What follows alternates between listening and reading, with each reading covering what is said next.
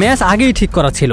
Referee কোনোভাবে চাননি মিশর জিতে যাক। বিশ্বকাপ থেকে বিদায় নিয়েই এমন বিস্ফোরক অভিযোগ করেছেন মিশরের স্ট্রাইকার মোস্তফা জিকো। তার দাবি শুনে এখন তোলপাড় পুরো ফুটবল বিশ্ব।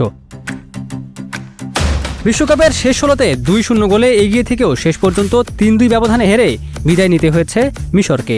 কিন্তু ম্যাচ শেষে পরাজয়ের হতাশার চেয়েও বেশি আলোচনায় এসেছে মোস্তফা জিকোর বিস্ফোরক এক মন্তব্য। তার অভিযোগ, ম্যাচের শুরু থেকেই রেফারির সিদ্ধান্ত ছিল মিশরের বিপক্ষে। এমনকি তার মনে হয়েছে রেফারি কোনোভাবে চাননি মিশর এই ম্যাচে জিতুক। জিকোর ভাষায়, ম্যাচে একের পর এক গুরুত্বপূর্ণ সিদ্ধান্ত তাদের বিপক্ষে গিয়েছে। তিনি বলেন, আমার মনে হয়েছে ম্যাচের ফল যেন আগেই ঠিক করা ছিল।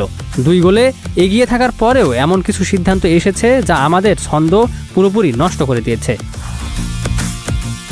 এই ম্যাচে জিকো 2 বার বল জালে পাঠিয়েছিলেন। তবে দ্বিতীয়ার্ধের শুরুতে করা একটি দারুণ গোল VAR পর্যালোচনার পর আক্রমণের শুরুতে ফাউলের অভিযোগে তা বাতিল হয়ে যায়। পরে আবার গোল করে মিশরকে 2-0 ব্যবধানে এগিয়ে দেন এই স্ট্রাইকার। তখন মনে হচ্ছিল কোয়ার্টার ফাইনালের টিকিট প্রায় নিশ্চিত। কিন্তু এরপরই বদলে যায় পুরো ম্যাচ। শেষ 13 মিনিটে টানা 3 গোল করে অবিশ্বাস্য প্রত্যাবর্তন ঘটায় আর্জেন্টিনা। আর 80 মিনিটে জিকো মাঠ ছাড়ার মাত্র 5 মিনিট পরই প্রথম গোল পেয়ে ম্যাচে ফিরে আসে বর্তমান বিশ্ব চ্যাম্পিয়নরা। জিকো অবশ্য আর্জেন্টিনার শক্তি নিয়েও কথা বলেছেন। তিনি স্বীকার করেন, তারা জানতেন প্রতিপক্ষ ছিল বর্তমান বিশ্ব চ্যাম্পিয়ন এবং শিরোপার অন্যতম এক দাবিদার।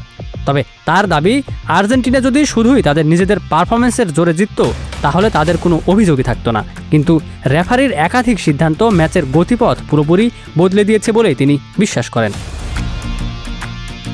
এখন প্রশ্ন একটাই, এটা কি পরাজয়ের হতাশা থেকেই উঠে আসা কোনো অভিযোগ, নাকি সত্যি রেফারিংয়ে ছিল বড় কোনো বিতর্ক? আপনার কি মনে হয়, জিকোর অভিযোগে কি যুক্তি আছে, নাকি আর্জেন্টিনার দুর্দান্ত কামব্যাকই ছিল এই ম্যাচের আসল গল্প? কমেন্টে জানিয়ে দিন আপনার মতামত।